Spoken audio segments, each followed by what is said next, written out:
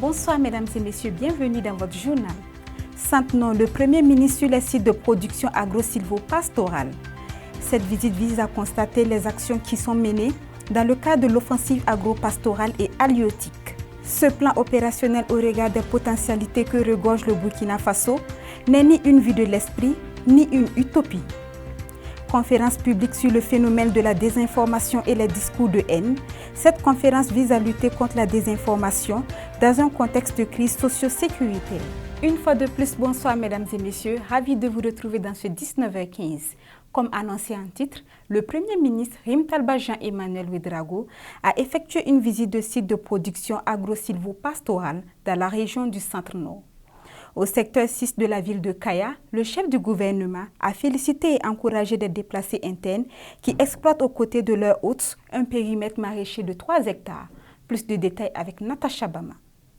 Porté par le ministère de l'Agriculture, des Ressources animales et halieutiques, l'offensive agro-pastorale et halieutique est un ambitieux plan de développement qui devrait à terme permettre au Burkina Faso d'assurer sa souveraineté alimentaire. Afin de constater de plus près les actions qui sont menées dans le cadre de cette offensive, le Premier ministre a visité ce 6 février des sites de production agro-silvo-pastorale dans la région du Centre-Nord. C'est par cette ferme à Tengré-Séné que débute la visite. Ici, un jeune exploitant qui essaie de dompter la nature allie agriculture, élevage, apiculture et pisciculture. Une initiative jugée salutaire par le chef de l'exécutif burkinabé. Plus loin, au secteur 6 de Kaya, Rimtalba Jean-Emmanuel Ouédraogo découvre avec admiration un périmètre maraîcher exploité par des PDI. C'est une leçon de résilience que ces PDI donnent à voir selon le ministre qui poursuit sa visite sur le site de Kouilogo à 8 km de Kaya. Sur ce périmètre maraîcher, le chef du gouvernement découvre plus de 200 hectares de pommes de terre, une merveille qui force l'admiration. C'est vraiment des messages de félicitations, d'encouragement à l'endroit de tous les producteurs, les valeureux producteurs, mais aussi à l'endroit des agents d'encadrement du ministère de l'Agriculture qui sont à leur côté pour leur permettre d'appliquer les meilleurs itinéraires techniques. Ils ont bénéficié de beaucoup d'accompagnement de la part du ministère de l'Agriculture en termes de subventions, en termes d'intrants. C'est déjà bien, mais comme vous l'avez entendu, ce n'est pas suffisant. Parce que les producteurs attendent à ce qu'on fasse davantage pour les accompagner afin d'agrandir les superficies exploitables, mais aussi les accompagner dans l'écoulement, notamment la question de la conservation. Ce sont autant de défis qui sont pris en compte dans l'offensive agro-pastorale et halieutique. Et le Premier ministre de rassurer que les objectifs seront atteints. Le gouvernement est déterminé, sous les instructions du chef de l'État, à mettre tout en œuvre pour que nous puissions atteindre cette autosuffisance alimentaire. Parce qu'il est inconcevable que 65 ans après l'indépendance du Burkina Faso, nous soyons toujours dans la situation de demander l'aide alimentaire pour subvenir à nos besoins. Je pense que le chef de l'État l'a dit, pour notre génération, nous devons le vivre comme une honte. Et aujourd'hui, la conquête de la dignité du Burkina Faso passe d'abord par la reconquête de l'intégrité du territoire, passe par la réinstallation des populations déplacées, mais ça passe également par cette autosuffisance alimentaire sans laquelle nous ne pouvons affirmer avec beaucoup de fierté notre dignité. Donc c'est un combat qui est engagé et c'est un combat que nous allons gagner parce que nous allons mettre le maximum d'énergie et engager tous les Burkinabés pour être aux côtés des producteurs afin donc de relever ce défi. L'offensive agro-pastorale et halieutique est un plan de développement de 592 milliards de francs CFA.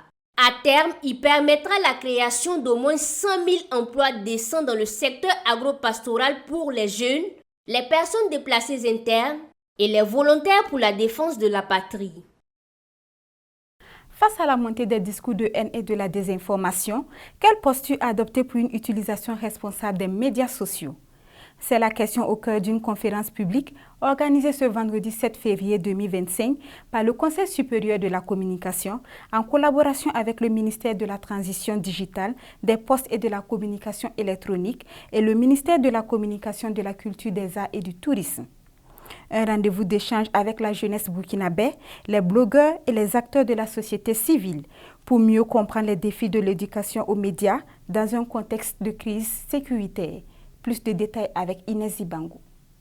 Dans un contexte difficile de crise sociale et sécuritaire, le Conseil supérieur de la communication, CSC, intensifie la lutte contre la désinformation. En collaboration avec le ministère de la Transition digitale des Postes et des Communications électroniques et du ministère de la Communication, de la Culture, des Arts et du Tourisme, a organisé une conférence publique sur le phénomène de la désinformation et les discours de haine. Le phénomène de désinformation est un facteur limitant pour toutes les actions de développement entreprises dans notre pays, mais également pour la reconquête de notre territoire national. C'est également un facteur qui limite également nos efforts au quotidien pour la promotion de la paix, de vivre ensemble, de la cohésion sociale dans notre pays. Ce rendez-vous d'échange vise à sensibiliser les blogueurs et la jeunesse burkinabé sur les conséquences néfastes de la désinformation, mais pas que. Cette conférence qui vise à sensibiliser le public jeune en particulier sur les conséquences néfastes de la désinformation, mais aussi leur inculquer les bonnes attitudes adoptées en matière de consommation d'informations, notamment sur les réseaux sociaux numériques. Pour mieux comprendre les défis de l'éducation aux médias dans un contexte de crise sécuritaire, les actions de sensibilisation se poursuivront, affirme le président du Conseil supérieur de la communication. Ainsi se referme ce 19h15. Merci pour votre fidélité. On se quitte avec ce proverbe qui dit « Un ruisseau tranquille est profond ». Excellente soirée et à très bientôt.